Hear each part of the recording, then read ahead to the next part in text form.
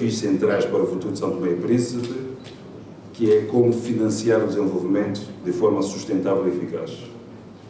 O país enfrenta obstáculos estruturais que limitam o crescimento económico e a criação de emprego, refletindo-se numa baixa capacidade de mobilização de receitas internas, dependência excessiva da ajuda externa e infraestruturas deficitárias que dificultam o dinamismo do setor privado.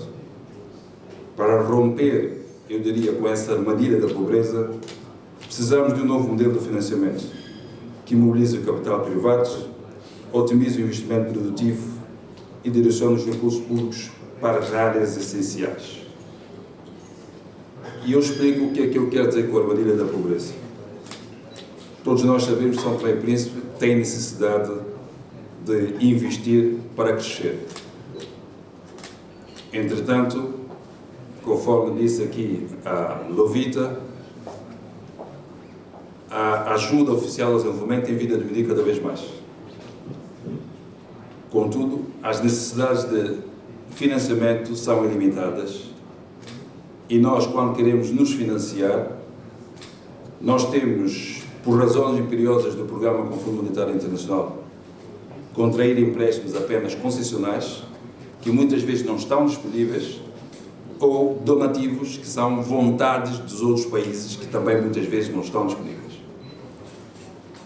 E nisso tudo, mesmo para contrair os créditos que são concessionais, que muitas vezes são raros, nós temos um limite que é imposto, que é o rácio dívida-PIB. Imaginemos que esse limite ultrapasse a meta dos 100%. Cada vez mais teremos dificuldades para conseguir esses empréstimos, mesmo que sejam concessionais, devido ao fator risco da possibilidade do país não conseguir pagar essas dívidas. Então, isso coloca-nos aquilo que eu chamaria de armadilha da pobreza. Então, é preciso nós inventarmos novas formas de financiamento. O Quadro Nacional Integrado de Financiamento surge como uma ferramenta fundamental para garantir um financiamento eficiente e alinhado com as prioridades do Plano Nacional de Desenvolvimento 2025-2039.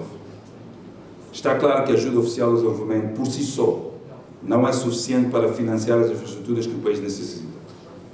Os grandes projetos em setores como energia, transportes, turismo, agricultura e pescas devem ser impulsionados por parcerias público-privadas, como acelerador do crescimento inclusivo para o alcance dos Objetivos de Desenvolvimento Sustentável.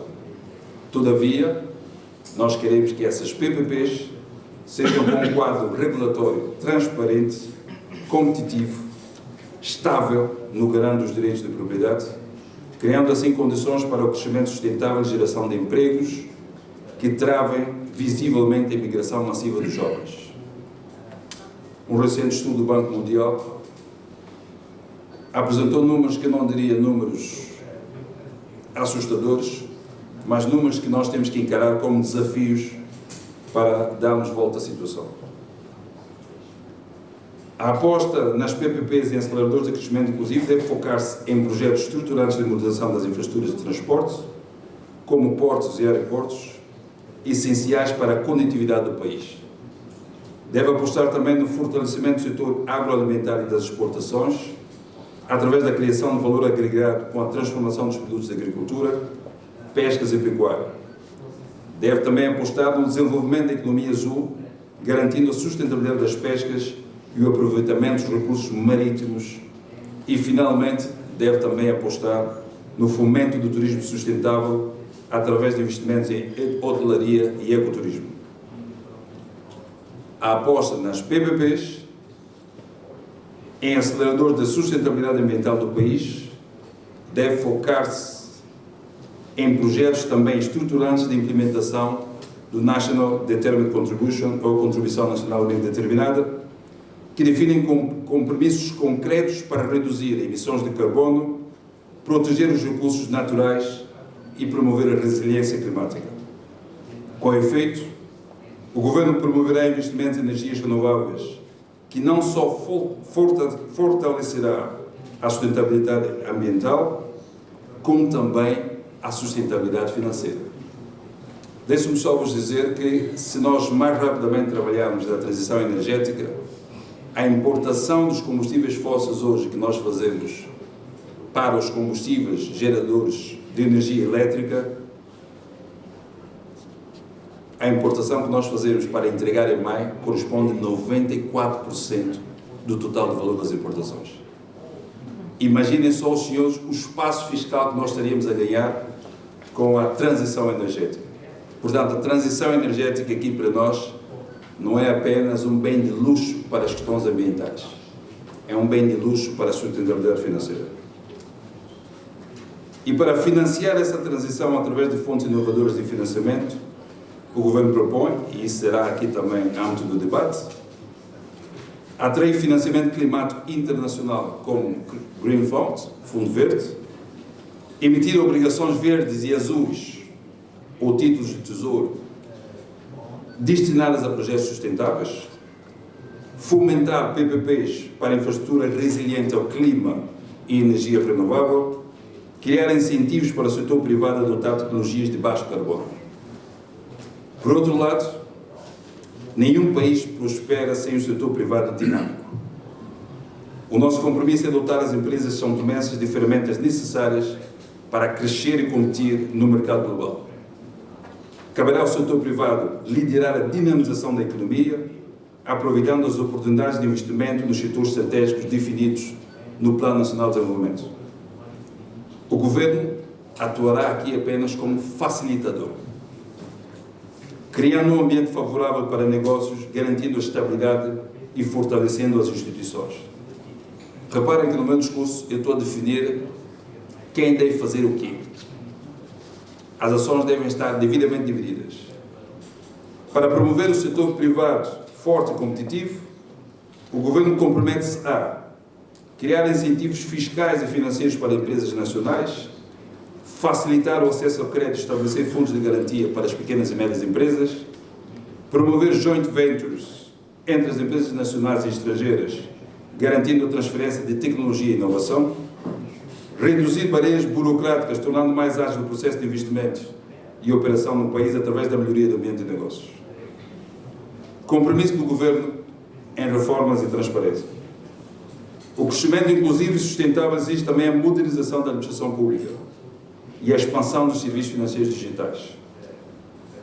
A digitalização aumentará a eficiência dos serviços públicos, enquanto que o mobile money e as fintechs facilitarão a inclusão financeira, permitindo maior acesso ao crédito e à economia formal e, consequentemente, o alargamento da base tributária por via da melhoria da administração fiscal através da digitalização, redução da informalidade e criação de incentivos fiscais estratégicos.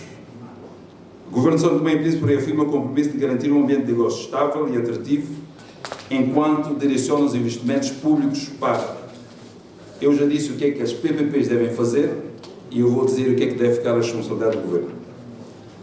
Apoiar os mais vulneráveis, a responsabilidade do Governo, naturalmente, continuando ainda a contar com o apoio da ajuda oficial ao desenvolvimento. Apoiar os mais vulneráveis, garantindo uma rede de proteção social e eficaz. Melhorar a educação e a formação profissional, alinhando as competências da população com as exigências do mercado de trabalho. Assegurar um sistema de saúde acessível e de qualidade. Modernizar a administração pública, promovendo a eficiência e transparência. O Governo mantém o compromisso de garantir a proteção social, formação profissional, acesso à saúde de qualidade e modernização da administração pública. Estas áreas continuarão a ser suportadas pela ajuda oficial ao desenvolvimento,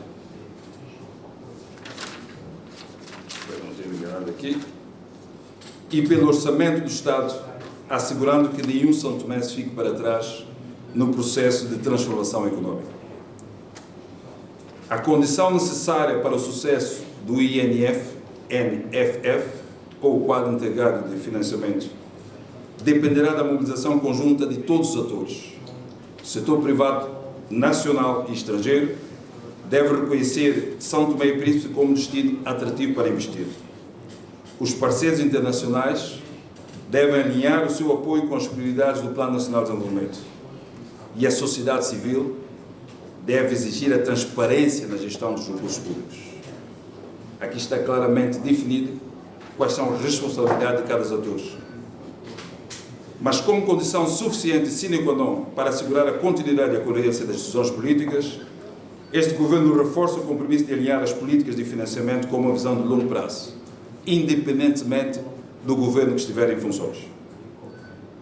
Por isso, a aprovação do Plano Nacional de Desenvolvimento como lei representará um marco fundamental nesse sentido, para garantir que, independentemente do Governo que esteja em funções, este Plano Nacional de Desenvolvimento, com os seus 43 programas, sejam cumpridos na íntegra por cada Governo.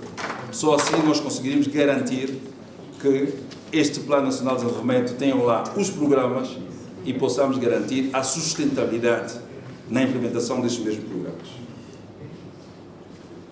Nesse contexto, trabalharemos para apresentar o Orçamento Geral do Estado por programas. Ou seja, em vez de nós termos o Orçamento Geral do Estado, como nós vamos aprovar agora em 2025, queremos trabalhar para que em 2026 o Orçamento Geral do Estado seja aprovado por programas. E programas que estão definidos no Plano Nacional de Desenvolvimento. E dentro destes programas, nós teremos os projetos e os programas, por si, já terão os objetivos e os resultados esperados com a implementação. Naturalmente, se temos 43 programas aprovados ao nível do Plano Nacional de Desenvolvimento, cada governo poderá decidir que programa dar a sua prioridade.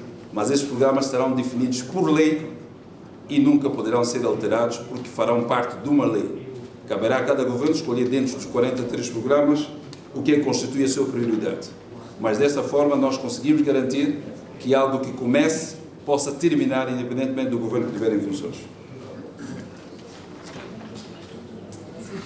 Esta abordagem permitirá uma maior eficácia na alocação de recursos, fortalecendo a previsibilidade e a sustentabilidade das políticas de desenvolvimento do país. Este é um novo ciclo de compromisso e ação. Estamos determinados a sair da armadilha da pobreza e construir um país próspero, sustentável e inclusivo. Com um financiamento estruturado, investimentos estratégicos e um setor privado dinâmico, São Tomé e Príncipe pode tornar-se um centro econômico vibrante e sustentável.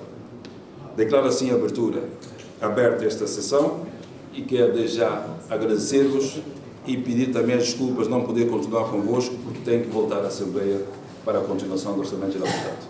Muito bom dia a todos. Gleba TV. Informação que podes confiar.